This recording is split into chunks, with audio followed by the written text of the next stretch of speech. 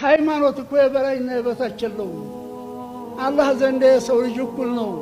የሃይማኖት አባት፣ ባለስልጣን፣ ሀብታም፣ ድሃ፣ እመምተኛ፣ ጤነኛ አላህ ዘንድ እኩል ናቸው። ፈጣሪ ጌታ ዘንድ እኩል ናቸው።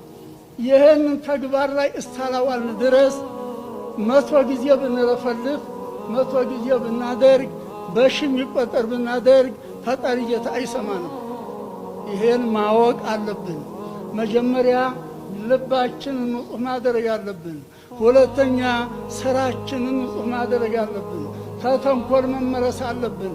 ተምቀኝነት መመለስ አለብን። መከባበር አለብን። መተዛዘን አለብን። አንዱ እየበላ እየሟጠጠ አንዱ ንብረት አንዱ እየወሰደ አንዱ ጦማዳሪ ነው። አንዱ ስንት ቦታ ያለው አንዱ መውደቂያ አንድ ክፍል የሌለው ነው። በዚህ ነው እንደ አላህ የሚያዝነው። በዚህ ነው እንደ አላህ የሚያዝነው። ገና ተወደፊት የሚመጣ አላህ የደቀነው ያስተበዋል ይመስላል። ይህም በቂ አይመስለንም። እውነቱን ሐቂቃውን ስናየው ይመለስልን ያልን እንደሆን እኛ እንመለስ፣ እኛ እንመከር። አለዛ እንደ መሻይኾቻችን እንደ ቅድመ አባቶቻችን እንዲህ ዓለም እንዲህ የሚያንቀጠቅጥ ነገር የለም። በሸኾቻችን አንድ አደጋ የመጣ እንደሆነ አንድ ሸኽስ ተደረሰው ይበቃል። አንድ አካባቢ ሶደቃ ይመልሰዋል። የአንድ አካባቢ ዱዓ ይመልሰዋል። ታዲያ እንደው ብንለፈልፍ ይሆናል እንዴ?